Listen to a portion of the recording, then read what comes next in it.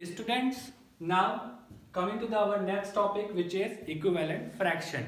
Equivalent fraction means those fractions which have the same value are called equivalent fraction. यानी अगर हमारे पास कोई दो ऐसे fractions हैं जिनकी वैल्यू सेम है, दो या दो से ज़्यादा भी हो सकते हैं, जिनकी लास्ट वैल्यू यानी उनके लोवेस्ट टर्म में करने के बाद जो हमारी वैल्यू बचती है वो अगर सेम होती है तो हम ऐसे फ्रैक्शन को इक्विवेलेंट फ्रैक्शन कहते हैं। कैलकुलेशन करने के समय इसका बहुत ज़्यादा यूज है, इसलिए आज हम इस टॉपिक को समझेंगे।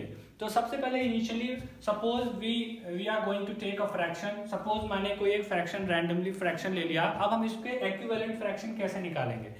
तो इक्विवेलेंट फ्रैक्शन निकालना बहुत ही सिंपल होता है। किसी भी फ्रैक्शन में किसी भी सेम नंबर से न्यूमरेटर एंड डिनोमिनेटर में मल्टीप्लाई या फिर डिवाइड करके आप उसका इक्विवेलेंट फ्रैक्शन बना सकते हो। तो ठीक है, फिलहाल हम मल्टीप्लाई का केस देखते हैं, फिर बाद में इसके बाद एक डिवाइड का केस भी आपको दिखा दूंगा।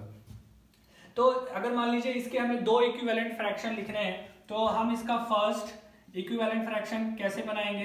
फर्स्ट इक्विवेलेंट फ्रैक्शन बनाने के लिए हम सिंपली कर देंगे कि इसमें कोई भी नंबर से हम इसके न्यूमरेटर और डिनोमिनेटर दोनों में मल्टीप्लाई कर देंगे। सपोज हम 2 से कर देते हैं 2 और ये डिनोमिनेटर में भी 2, ये हो जाएगा 4/10।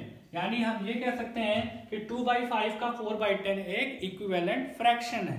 ठीक है, अगर हमें मान लीजिए इसका सेकेंड एक और निकालना है तो हम किसी भी नंबर से इसको मल्टीप्लाई कर दें तो हमें एक नया इक्विवेलेंट फ्रैक्शन मिल जाएगा। जनरली मैंने 2 और 3 लिया है, आप कोई भी नंबर ले सकते हो, डजंट मैटर।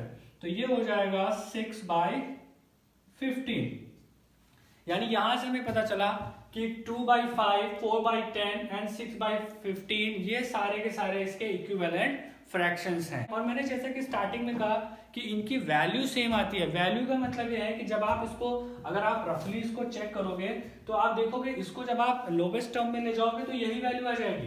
सपोज हम यहाँ पे ले लेते हैं 4/10 और इसको लोवेस्ट टर्म में ले जाते हैं तो ये हो जाएगा 2 2 जा 4, 2 5 जा 10, यानी ये हमारा आ जाएगा 2/5। और सेम इसी प्रकार से अगर हम इसको लोवेस्ट टर्म में ले जाएं तो ये हो जाएगा 6/15। ये 3 से डिवाइड होगा तो 3 2 जा 6, 3 5 जा 15, यानी इसका भी हमारा जो लास्ट में लोवेस्ट टर्म आएगा 2/5 आएगा। यानी ऐसे सभी फ्रैक्शंस जिनका लोवेस्ट टर्म लास्ट में सेम आएगा इनिशियल वाले की तरह, तो वो सारे के सारे इक्विवेलेंट फ्रैक्शन हो जाएंगे। ठीक है, अब एक केस हम ऐसा देख लेते हैं इक्विवेलेंट फ्रैक्शन का जिसमें डिवाइड प्रोसेस से होता हो। डिवाइड प्रोसेस से भी होता है। तो इसमें क्या होता है, सपोज कोई नंबर है, मान लेते हैं हमारे पास नंबर है 14/16।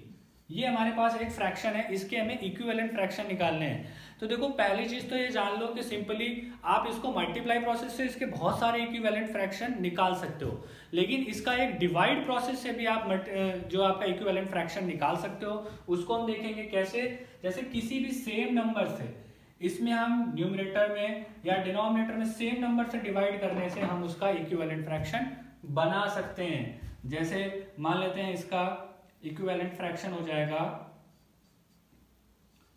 इक्विवेलेंट फ्रैक्शन हो जाएगा 14/16 को अगर हम डिवाइड कर दें 2 से न्यूमरेटर और डिनोमिनेटर में तो ये हमारा बन जाता है 7/8।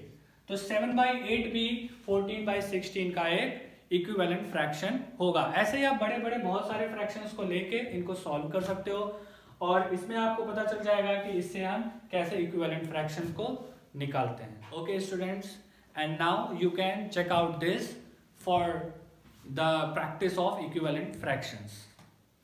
Thank you.